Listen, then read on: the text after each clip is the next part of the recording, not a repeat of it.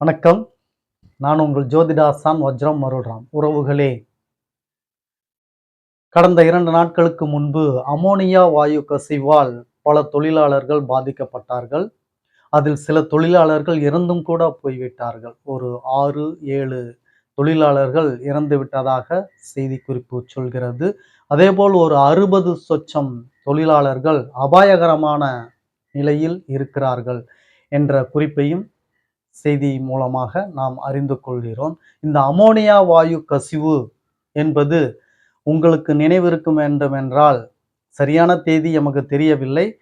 ஆனால் ஒரு 3 வாரங்களுக்கு முன்பாக துறைமுகத்தில் இதேபோல் அமோனியா வாயு கசிவு ஏற்பட்டது.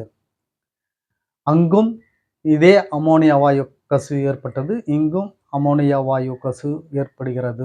காற்றுக்களினால் சேதம் ஏற்படுகிறது, உயிர் விபத்து நிகழ்கிறது.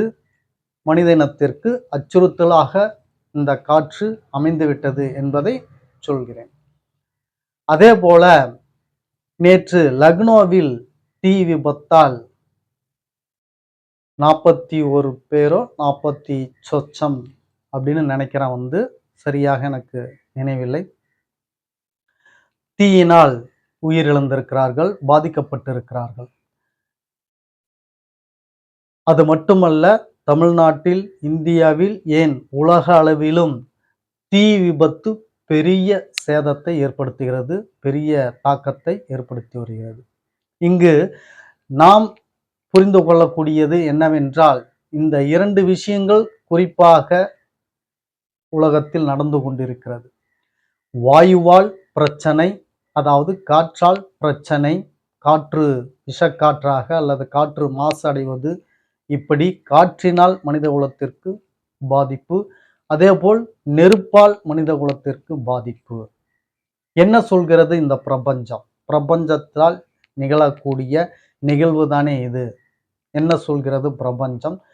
அதை ஜோதிடம் எப்படி தெளிவுபடுத்துகிறது என்பதை பற்றி தான் இந்த பதிவில் பார்க்க போகிறோம். பதிவுக்குள் செல்வதற்கு முன்னால் புதிதாக நமது சேனலை பார்த்து கொண்டிருக்கும் உறவுகளுக்கு ஒரு சில வார்த்தைகள். உறவுகளே, உங்கள் சொந்த பந்தங்கள், அக்கம் பக்கத்தில் இருப்பவர்கள், நண்பர்கள் மற்றும் உற்றார் உறவினர்கள் அனைவரிடத்திலும் நமது சேனல் எடுத்துச் சொல்லி அவர்களை சப்ஸ்கிரைப் செய்ய சொல்லுங்கள். நாம் ஸ்ரீ ஜெயகௌரி ஜோதிடாலய நிறுவனம் ஒன்றை நடத்தி கொண்டு வருகிறோம். அந்த நிறுவனத்தின் வழியாக இல்லாதவர்களுக்கும், இயலாதவர்களுக்கும், ஏழை எளியவர்களுக்கும் நம்மால் முடிந்த உதவிகளை செய்து கொண்டு வருகிறோம். அது மட்டுமல்லாமல் ஆலய பணிகள், இறை தொண்டுகள், ஹோமம் வளர்ப்பது, வேள்வி வளர்ப்பது, இது போன்ற நிகழ்வுகளும் நாம் செய்து கொண்டு வருகிறோம். நாம் செய்யும் இந்த செயல்களினால் கிடைக்கப்பெறக்கூடிய புண்ணியங்கள் அத்துணையும் நமது பார்வையாளராக இருக்கக்கூடிய உங்களுக்கும் உங்கள் குடும்பத்தாருக்கும் கட்டாயம் கிடைக்கும் என்பதில் மாற்று கருத்து வேண்டாம் உறவுகளே. எனவேதான் சொல்கிறேன், அனைவரிடத்திலும் சொல்லி சப்ஸ்கிரைப் செய்ய சொல்லுங்கள். முதலில் பார்த்து கொண்டு இருக்கக்கூடிய நீங்கள் சப்ஸ்கிரைப் செய்து விடுங்கள். அருகில் இருக்கக்கூடிய பெல் பட்டனை ப்ரெஸ் பண்ணிக்கோங்க. லைக் பண்ணுங்க, ஷேர் பண்ணுங்க. இப்போ பதிவுக்குள்ள போகலாம் வாங்க உறவுகளே.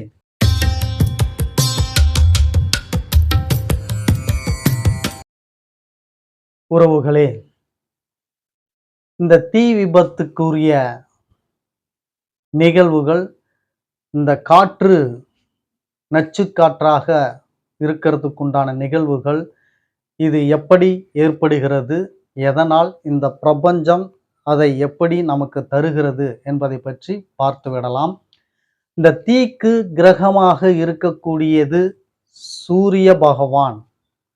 பெரும்பாலும் எல்லோருக்கும் தெரிந்திருக்கும். இந்த பிரபஞ்சம் தீக்கு நமக்கு கொடுத்திருக்கக்கூடிய கிரகம் சூரிய கிரகம். சூரியத்தின் தன்மையால் தான், சூரியத்தின் உதவியால் தான் நாம் தீ என்னும் அந்த உதவியை பெறுகிறோம், அதை அனுபவிக்கிறோம். அதேபோல்தான் செவ்வாய் கிரகத்தின் வழியாக காற்று என்னும் தன்மையை, அதனுடைய பயனை நாம் அனுபவிக்கிறோம்.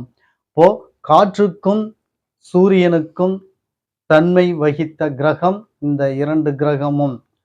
செவ்வாய் தன்னுள் காற்று சக்தியை வைத்திருக்கிறது, சூரியன் தன்னுள் அக்னி சக்தியை, அதாவது நெருப்பு சக்தியை வைத்திருக்கிறது.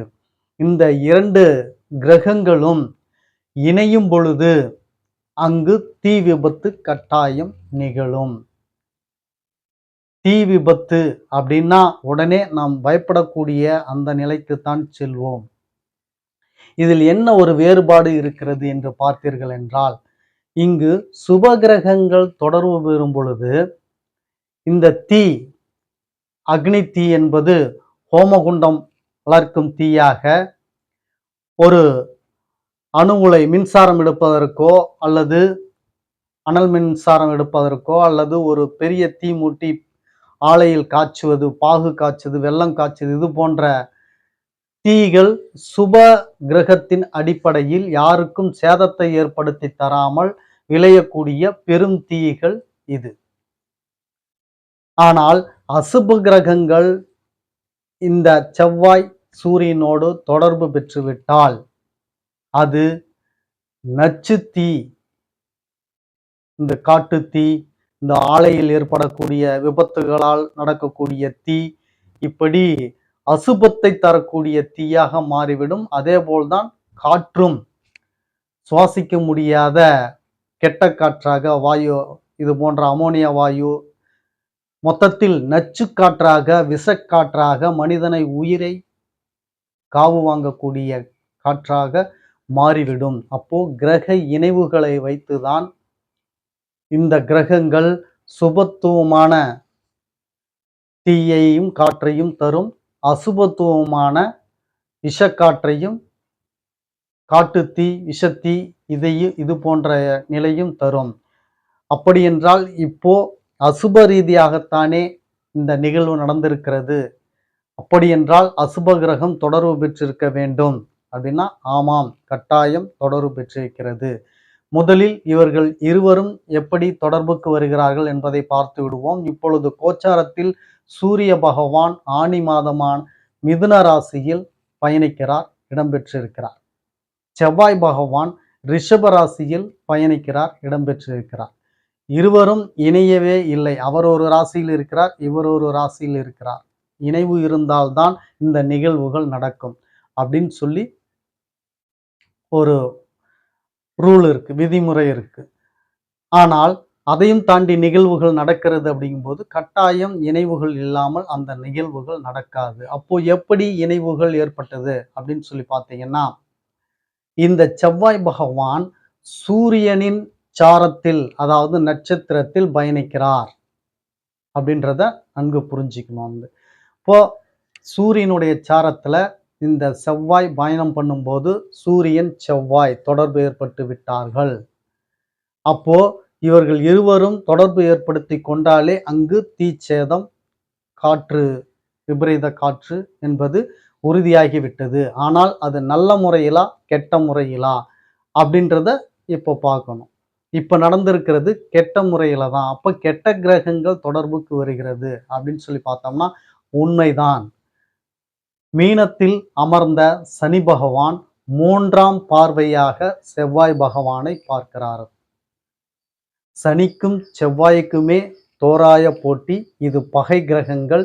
இணைவு பெற்றால் அந்த இடமோ, அந்த பாவகத்தின் நிலையோ, அந்த கிரகத்தின் தன்மையோ முழுமையாக பாதிப்படையும் அப்படின்றது ஜோதிட விதி. அப்போ சனி பகவான் செவ்வாய் பகவானுடைய நிலை 3ஆம் பார்வையாக சனி பகவான் செவ்வாயை பார்க்கும்போது, அதுவும் சூரியனின் நட்சத்திரத்தில் பயணித்து கொண்டிருக்கக்கூடிய செவ்வாயை பார்க்கும் பொழுதுதான் இந்த பேராபத்துகள் நடக்கின்றது.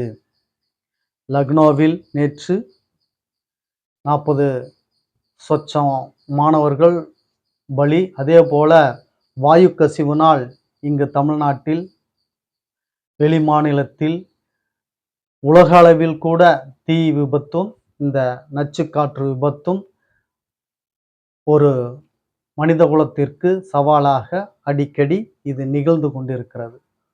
எப்படி ஏற்படுகிறது என்ற நிலையை நான் சொல்லிவிட்டேன். இது எவ்வளவு காலம்தான் இருக்கும், அனுபவிக்க முடியும் என்று அடுத்தது பார்த்து விடுவோம். இவர் இந்த சூரியனின் நட்சத்திரத்தில் பயணிக்கும் வரை இந்த விபத்துக்கள் அடிக்கடி நிகழ்ந்து கொண்டுதான் இருக்கும். அநேகமாக ஜூலை 3 ஜூலை மாதம் 3ஆம் தேதி வரைக்கும் இந்த நிகழ்வுகள் அப்பொழுது அடிக்கடி அப்பப்போ எங்காவது இந்த நிகழ்வுகள் நடந்து கொண்டுதான் இருக்கும் என்று சொல்லிக் கொள்கிறேன். 3ஆம் தேதிக்கு பிறகு இந்த விபத்துகள் பெரிய பாதிப்பை தராது. காரணம், கிரகங்கள் பாதச்சாரத்தை விட்டு அடுத்த நட்சத்திரத்துக்கு வந்து விடுகிறது. அதன் பிறகு வரக்கூடிய விளைவுகளை அப்பொழுது கோச்சார காலகட்டத்தில் நாம் பார்த்து விடுவோம். இப்போ இந்த உலகத்தில் தீயினாலும் நச்சுக்காற்று விஷக்காற்றினாலும் மனித குலத்திற்கு ஏற்படக்கூடிய பெரிய அச்சுறுத்தல் இந்த பிரபஞ்சத்தில் இந்த கிரகத்தின் இணைவாகவும் இந்த கிரகத்தினுடைய சங்கமிப்புகளாலும் தான் இவை நிகழ்கிறது என்பதை தெரிந்து கொள்ளுங்கள் உறவுகளே. மீண்டும் மற்றொரு பதிவில் உங்களை சந்திக்கும் வரை உங்களுக்கு நன்றி, வணக்கம் சொல்லிக் கொள்கிறேன் உறவுகளே.